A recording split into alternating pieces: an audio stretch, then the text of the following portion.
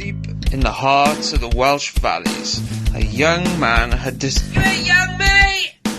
a deceptively young and unfathomably handsome man had decided that it was his destiny to become the greatest dog agility handler the world had ever seen.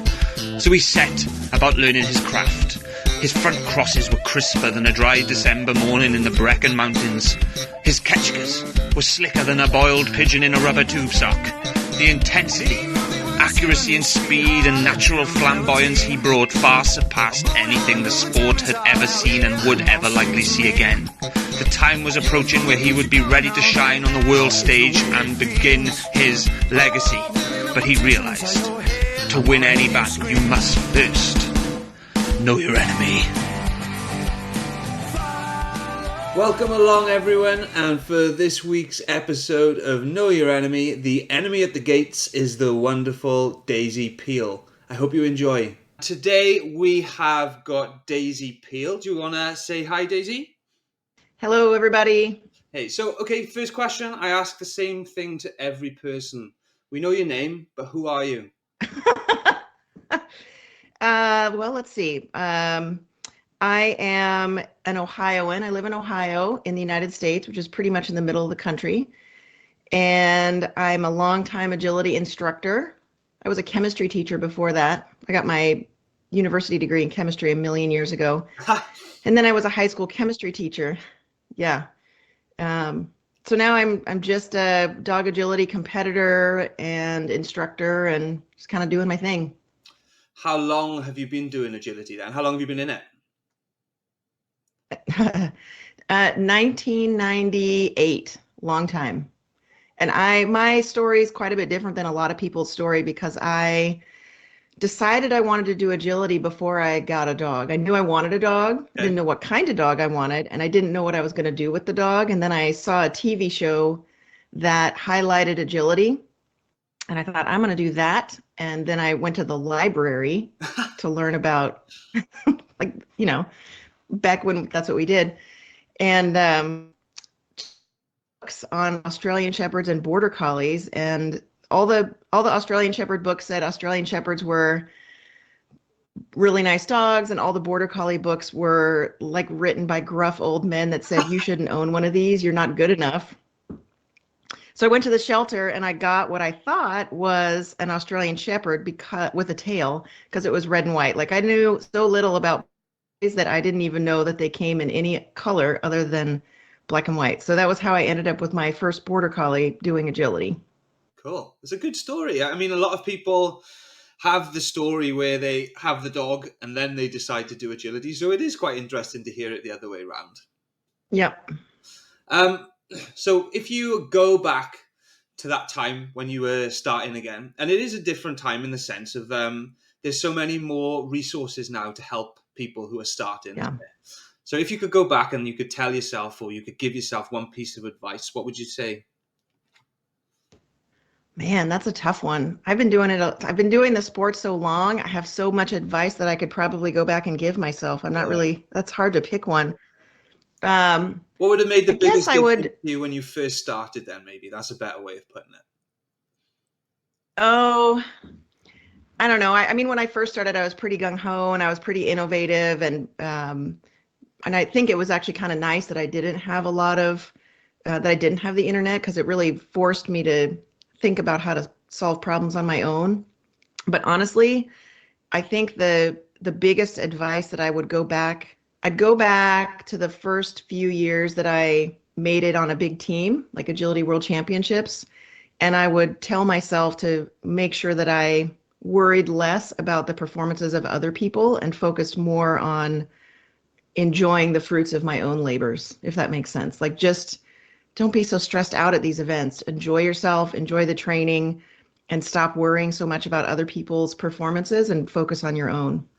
I spent a lot of time worrying about other people's stuff.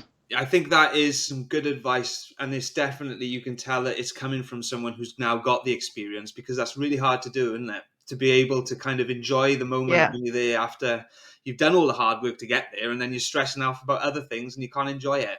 Yeah.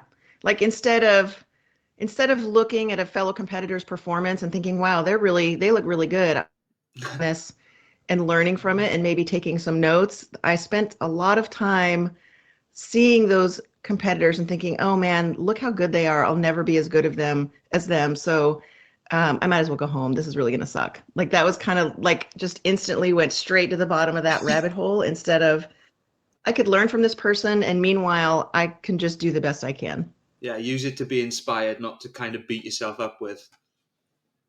Yeah. Yeah. When you were learning, like obviously you say that kind of you got into it off your own back, and I'm sure that if you were buying books, you kind of taught yourself a little bit in the start. But at some point, I'm assuming you've had some help and you've had some coaching or whatever the case may be. So, what is there one bit of advice that really sticks in your mind as being like, oh damn, someone should have told me that at the start? Or is there one thing that you thought has been like really, really helpful that kind of stands out? Oh yeah. So I took classes from the local instructors where I was at the time in Oregon. And then one summer, I was still a teacher, so I had the summers off.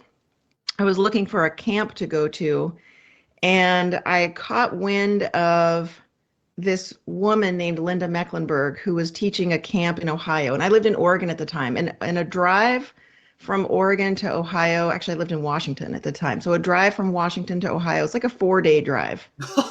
So it's a long drive. It's a big country.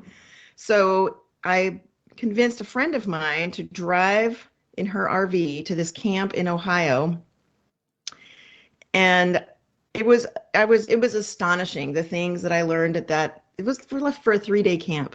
It was astonishing the stuff that I learned at that camp about handling and leads and like stuff that feels pretty basic to me now. And I only worked with Linda for one of the 3 days, but by the end of the day, and it was in summer, so she was getting ready to go to World Championships herself at the time, but I was begging her to take me on as a long distance student. So I begged and begged, and I convinced her to take me on as a long distance student. And I was videotaping my stuff at home and burning it onto a DVD and mailing her the DVD and then getting feedback that way. Yeah, it's mad, isn't it? It's mad how much things like you can kind of take it for granted sometimes. How like not fortunate because everything moves forward, but like where we are at this point, we've got so many more opportunities than maybe even only 10 years ago. Yeah, I mean, I still have printed copies of the emails that she would send me in response to these videos.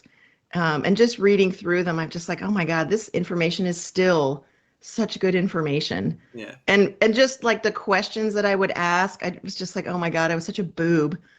And and how cool to look back in time and see this younger version of me asking these pretty naive questions and seeing these really long, thoughtful responses from the person I was asking. It was a really neat experience to have that kind of mentor. I was going to say, and like, even like you can look back at it now and have that appreciation that maybe some of the stuff you were asking was naive. That's your words. But equally, I'm sure from Linda's point of view, I don't know her at all, but she must have been quite convinced by you in some way. The fact that she did decide to help and she did decide to put clearly a lot of her time in to give you the answers that you were looking for. So. Yeah, I mean, I didn't give her much choice. I was going to pester her until she relented. I just would have kept going. I was just like, this person, I need to learn all I can from this person, and I'm going to keep pestering them. I'm going to be relentless about this. Yeah. You got, obviously, if you're looking for help from someone and you're going distance, it is like, just as like a side note to all this, I know Daisy, so I kind of know these answers, but I'm giving everyone else the chance to kind of hear them. If you're the type of person to go out of your way to travel 4 days to a show, all that kind of stuff, or to training, and then you're going to go out of your way to try to get the help that you did, to me, that shows that you have a desire to improve and to be competitive. So if that is the case, then it also shows me that you crave success. And I don't think that's a bad thing. But what I want to know is, to you, what is success? I mean, I'm not going to lie, standing on the biggest box that's a pretty That's success. Um, that it's changed a lot, I think, over the years, how I've had to define success, because it's just gotten so much more competitive in terms of the number of amazing competitors that are out there who can win a class on any given day. So the courses have changed a lot. So I think now I would define success a lot more in terms of, did I fulfill my performance goals? So did I stay connected with my dog? Did I get to all the places I wanted to get to? Did I run the course clean? And then beyond that, I mean, I can't really control the outcome beyond that. So I think, and also being able to keep my mental shit together at an event, that would be a big hallmark of success for me. Because usually, if I have the dog that's been well trained and it's a pretty experienced teammate, and I've been around long enough to execute handling stuff. Usually it's going to come down to, did I keep my mental game together? That'll be the biggest determinant of success for me at this point, I think. I think it's quite interesting as well. Like I said, I've done a few of these now, and like everyone is kind of on the same kind of page of what success is. Obviously, I'm speaking to a certain type of agility handler at the moment, and they all want to be successful on the bigger stage, which is, that's totally natural. Some people aren't so comfortable admitting it almost. But I think, quite rightly, that is what they see as success, because you get to a certain level and that becomes what is the ultimate goal almost. But what I also think is really interesting is the amount of people who have basically said success for them is focusing on the process rather than the outcome, because if they can focus on the process and execute, then they know they've got the best chance of getting the right outcome then. Yeah, absolutely. And you did mention as well how quickly you feel that agility is changing. You briefly mentioned that. And I mean, I haven't been in agility as long, but even the amount of time that I've been in agility, which is like 7 or 8 years, I think, it's changed a lot. But I feel like we're approaching a point on a curve where it's just changing quicker and quicker. So where do you see the future of agility? And yeah, what do you see the impact of being on the dogs and the sport in general? Where do you see it going? I'm not really sure. I mean, I've thought about that, and I'm not really sure in terms of course design what we're likely to see. I mean, it seems like over the last several years, every time there's a big event and there's a course or a couple of courses at that big event that don't quite meet everybody's expectation, there's a big discussion about it and a big, oh my God, the world is going to end. The sport is terrible. I'm going to quit. But that it's been the same every year for 10 years. That's been going on. And the courses, I think, have definitely evolved in the past few years to be sort of a certain size and a certain flow. I don't think they can keep going in that direction forever. Yeah. Because, I mean, at some point, it's just a big circle of obstacles, and nobody wants that.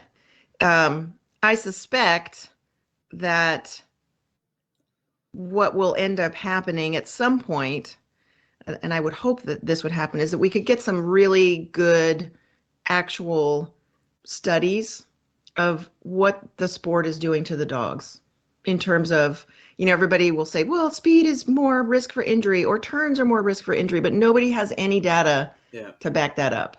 It's all anecdote. And if we can get at some point, if we can get some actual data, then I think that kind of stuff will start to drive the sport a little more, because even now there's so much stuff to train that you can't even really have your dog fully trained until it's 3 or 4.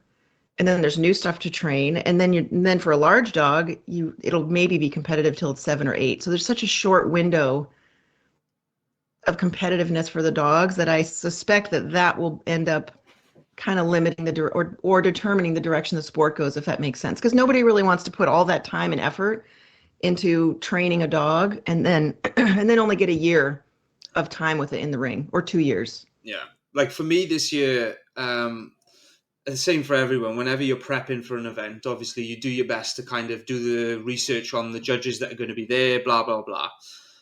This year, I felt some of the courses, how is a good way to say this?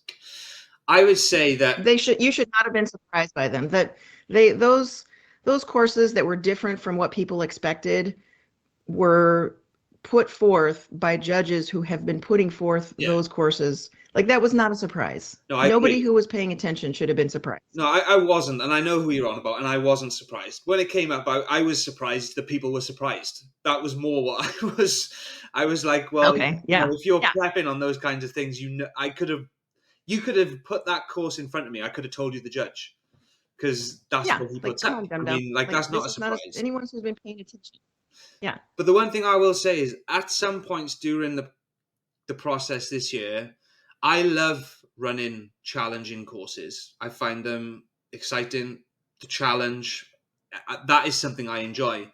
But I've run some courses this year that were challenging to a point that I couldn't enjoy them because they were so stressful. Yeah. It was like there was no moments to enjoy it. It was just constant. And I actually felt like it went too far one way at one point. But I do also feel like it's been pulled back since.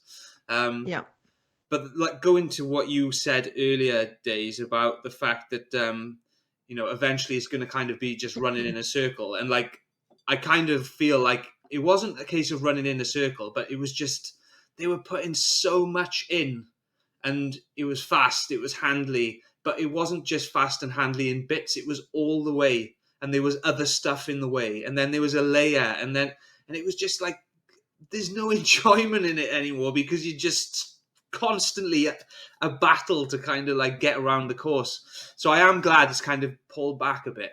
Some of the stuff we ran this year, it was mental. I still look at the courses and just think, oh my God, so tough. I think some of that is the judges are feeling pressure, internal pressure, not external pressure, I don't think, but they're feeling some pressure to put their best artwork forward at these events, and they've got to I got to cram everything into this one course. No, you don't. Like over the course of time, over the course of 50 courses, we can see what kind of artwork you can create, but you really don't need to put it all in one course. We don't need a 22 obstacle course with 50 challenges, but that's kind of, I think I suspect that's kind of where they're coming from. Like, I need to show all my best stuff on this one course. And then you get a really tough course, and there are judges, I think, throughout the years who it feels like when they're designing, there's not much joy in it. And then you run the courses and you're like, oh my God, this is like banging my head on the wall. Why? Yeah, that's more kind of, I guess, what I'm saying is like these courses, there was nothing wrong with them. They weren't dangerous, but I felt it lost some of the enjoyment because you couldn't just enjoy it. Yeah. You had to be like, oh, I don't know. I know I'm banging the same drum here, but yeah, that was the one thing that I would say I'm glad that it feels like we've pulled back a little bit from that. So that's a good thing anyway. If you were in agility then and you were in charge of something, is there any rule you would change? Well, it kind of depends where what you're talking about. So in the United States, we have several agility organizations. And the main one, the one that fields teams for the FCI World Championships and European Open, is the American Kennel Club and the AKC. They have put forth a whole lot of changes in the last few years that have really helped us field more competitive teams overseas. And I think you saw that at European Open this year. We had some teams that did really well. And part of that is just talented teams that are really determined. And also part of that is the rule changes that we've had. But the one thing I would change for that organization is to allow bitches in season to compete. UKI Agility in the States allows bitches in season to compete. USDA, the other big one, allows it, but the American Kennel Club still does not allow bitches in season to compete. So that would be one I'd change. I think that's a good one to change, personally. What are your favorite judges? And one thing I say to everyone who I've spoken to is you don't have to, you can if you want, but you don't have to mention judges from at home. So that way no one feels upset. So have you got any favorite judges? And you can just keep it to international judges if you want. I mean, I think they're my favorite judges, and there's probably 5 or 6 that I would really go out of my way to show up and compete under. They're either designing courses that are challenging, but that you can tell there's kind of a joy behind them, even if that judge isn't there. Yeah. Like Tomasz, I really like Tomasz Try's courses. There's a lot of joy in those courses in the sense that they ask a lot of the handler, but not in an unfair way and not with an attitude of not in a gotcha. Yeah. You know, they're clearly the judges that are on my favorite are designing courses that are challenging but doable, where most people can walk to the line and say, I can do this course, or they can walk to the line and say, I'm not sure if I can do this course, but it's just beyond my reach and I could go home and train some things and do it. And those judges on my favorites list are also judges who are aware that their role as judge is not just to put up courses, but also to help create an experience. So when I step into the ring with my dog, excuse me, it's my dog, myself, and the judge, and the 3 of us are kind of having a moment together. Even though I'm working with the dog, the judge is part of that. Where we're intently focusing on the same thing in the same time in the same space. And I think the judges that make it to my favorites list are the ones who are really willing to intently involve themselves in every run and create that experience.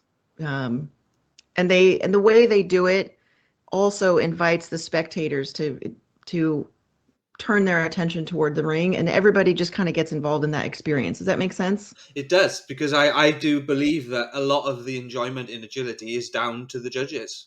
Not necessarily about how well or not you do, but I've come away from weekends where I've had no clear runs and really enjoyed them because I've loved trying to go clear on the courses. And it's a massive part of agility, and it's almost underappreciated, I feel.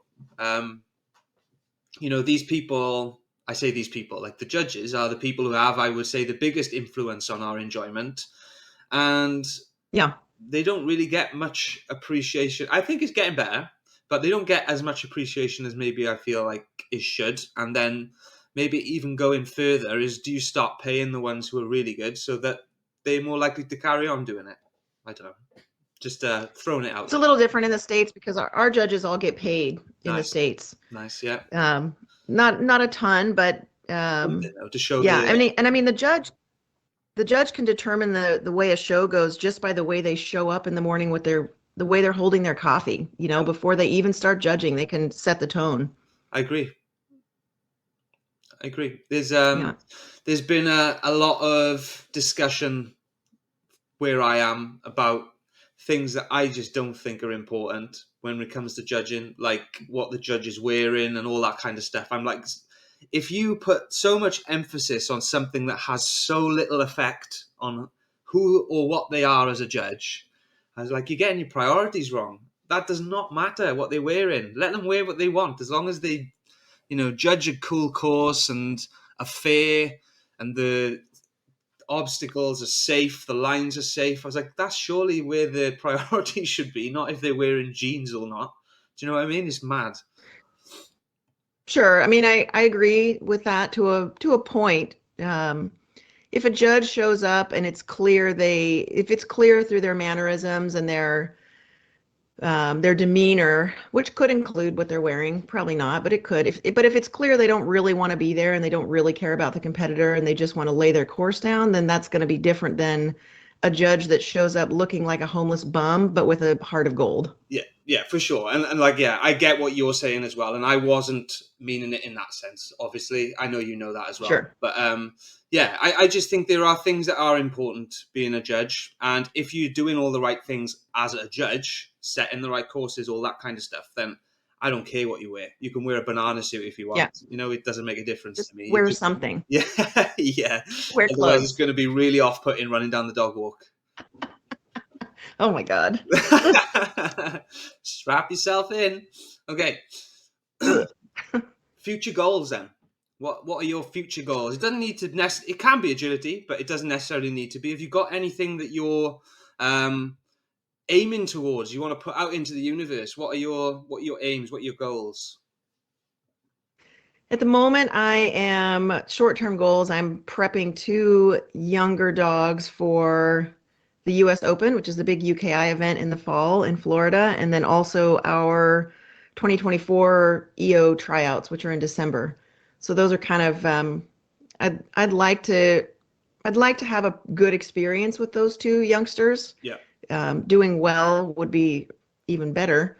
But it's kind of tough for me because we're still they're still very much in development. It's kind of hard to tack down any results that I'm shooting for, but definitely just go to those events and put my best foot forward and see if we can get some good results out of it. Yeah, I mean, I think that's a sensible way to look at it. And then something for people who aren't in America then. You said about the UKI.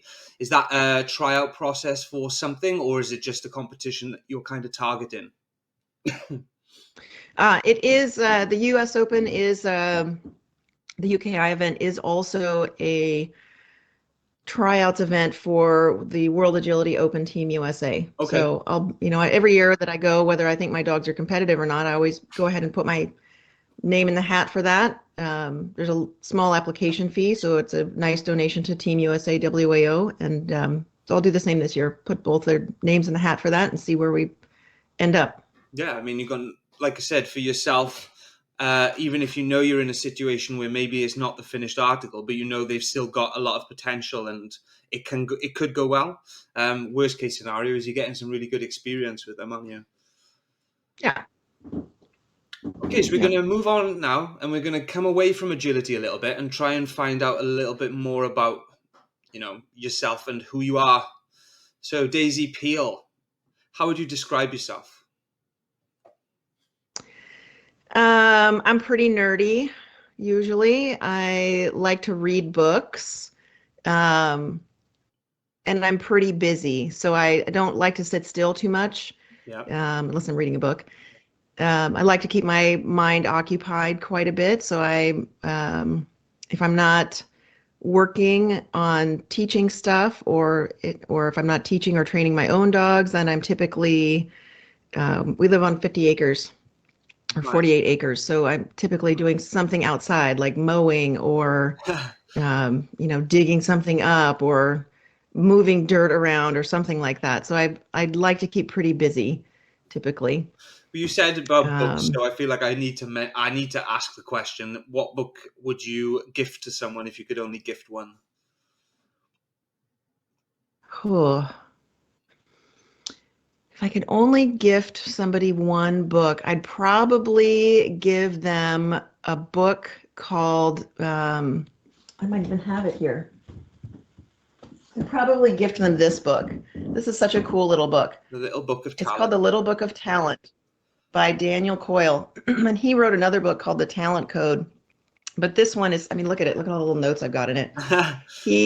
This one was sort of the little tips that he distilled while he was writing that book, The Talent Code.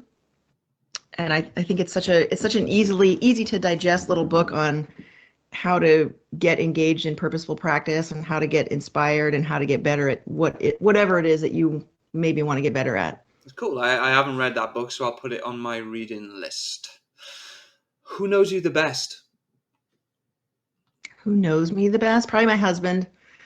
His name is George, and then my best girlfriend as well, Courtney. Those two. Do they do? I mean, again, I know the answer. But do they do agility? George does not. George has been involved in the sport for even longer than me, but he was involved in the. He helped get the first electronic timers implemented in the States. He was pretty big in helping get live streaming stuff implemented early on, and scoring software for USDA and UKI for their big events. So he was involved on the backside of things for quite a long time. Yeah. Yeah. Cool. What do you think people misunderstand about you the most? Hmm. I think this one's gotten better over the years because I've worked at it. Um, I think for a long time, because I was pretty interested in when a client would come to me or when I would be teaching a seminar, I always assume that they're presenting themselves with the intent of getting better. Yeah. And so I have always worked to not waste any time in getting right down to finding their weaknesses and then working to improve them. Now, as someone who's been doing it for 20 years, my approach is way better than it was 20 years ago when I first started.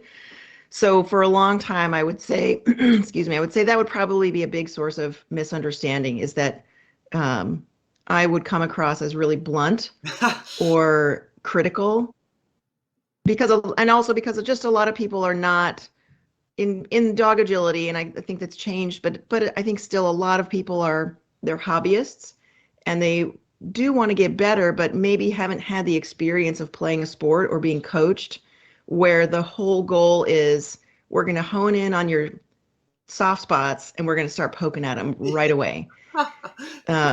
You know what I mean? And so that can be, if you're not prepared for that, it can come across as kind of rude or intrusive or unpleasant.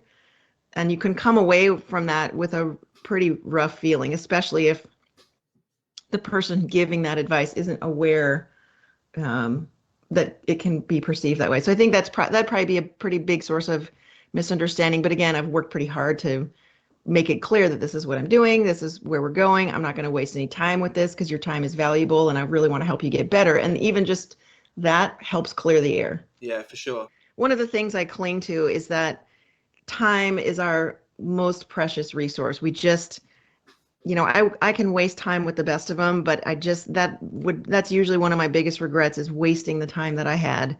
And if somebody is coming to me and they're paying money and they want to get better, I don't want to waste their time. No, I want everyone to use their time. I'm kind of joking around with you, but I know exactly what you mean because I myself am very similar. Yeah. And it does come back to the background that person has been in. Like for me, if I go to a training session, I don't take things personally. I want to be coached and I want, as you put it, my soft points to be prodded because the reason that I'm there is to improve. But that's always because I've always been coached by people who have not got time to try to make things happy and polite. They want to make the most of the time, and that is done by telling you exactly what it is you need to improve on in the quickest possible way. Yeah. So I think my background makes me appreciate exactly what you're saying because that's who I am. But where you're coming from as well, I've totally been guilty of it in myself in the fact where it's like someone has come for, and I can do it for agility teaching or for fitness. And like I'm trying to make them the best athlete they can be, and all they want is an hour to themselves in the day to have a bit of fun. And it's like it's that realization right. of what they're looking for, isn't it? Yeah. What's your biggest failure, and then what did you learn from it? I've had so many. Yeah, well, even the best winners had to lose first, didn't they? So I think the best winners lose a lot more than we think. Well, they're just the ones that keep going, aren't they? Everyone who's a champion was a loser first. You don't just wake up and be the best at something. It's just the way that you react to it, I think, tells more about the person. Do you give up or do you learn from it and grow? Yeah. I think most of my biggest failures don't really have to do with agility per se, but probably more along the lines of just learning how to navigate the relationships that I've developed in agility. Yep. Appropriately, like early on, if I outgrew an instructor, being able to tactfully move on from that instructor without it turning into some sort of high school bridge burning, bitchy, mean girl situation. It's just we just need to move on. Those sorts of things. So, my biggest failures probably involve not tending to those relationships properly or not ending those relationships properly. Yeah, I can see what you're coming from, and I think it's still quite evident even now that it happens a lot, doesn't it? It's like these are just things that happen as people grow, relationships change, Yeah. and it shouldn't be taken personally, but it often is. Yeah, I mean, basically, it boils down to my biggest failure is being a human being, and my greatest success is continuing to try and become a fully functioning adult. Yeah, yeah. Yeah. What annoys you the most then? And it doesn't have to be in agility, but what really winds you up? And I'll tell you mine because it happened to me earlier today. I was driving along a road that was a one-way road, and there was a car up the other end. So I stopped and I actually reversed and basically put my car into a bush. And as the person passed me, they didn't even say thank you. I was like out my window screaming, no worries, it's fine. It's fine. I'll pull over. Fucking dickhead. That really wound me up. Still winds me up now. What about you? What annoys you the most? I think that one of the things that annoys me the most is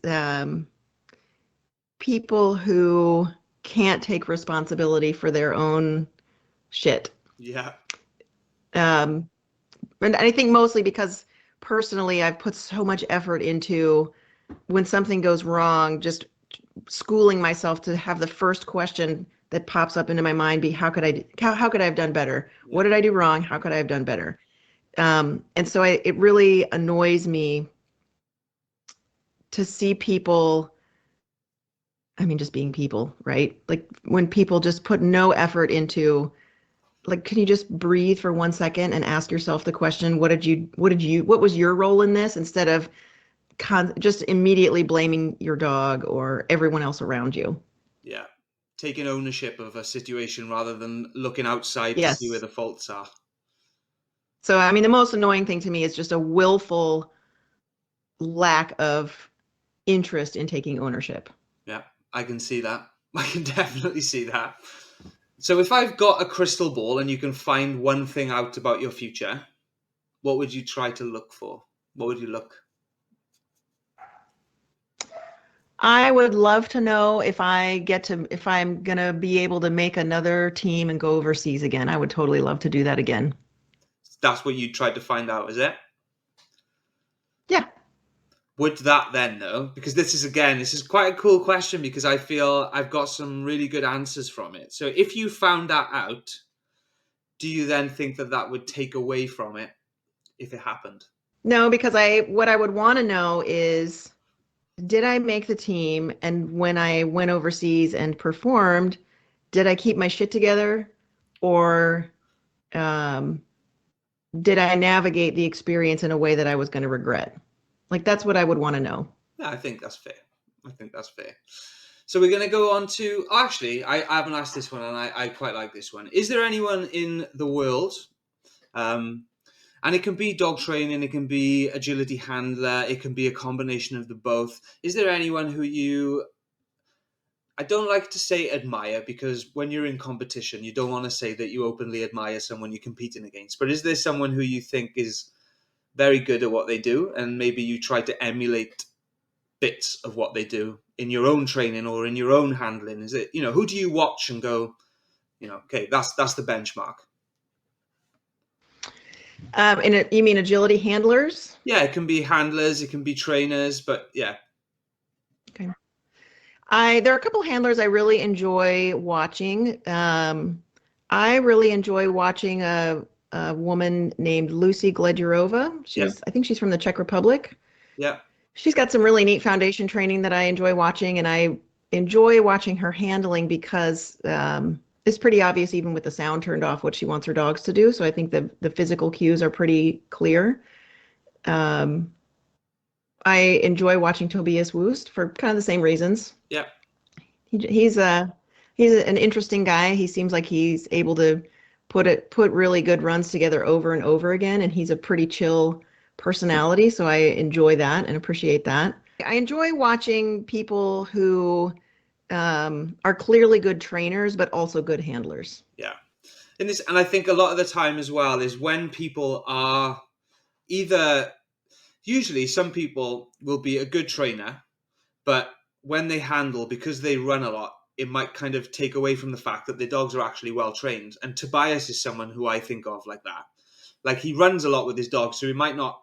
I mean, most people know that he's a good dog trainer. He's done it multiple times. You don't get to the top with multiple dogs if you a bad trainer.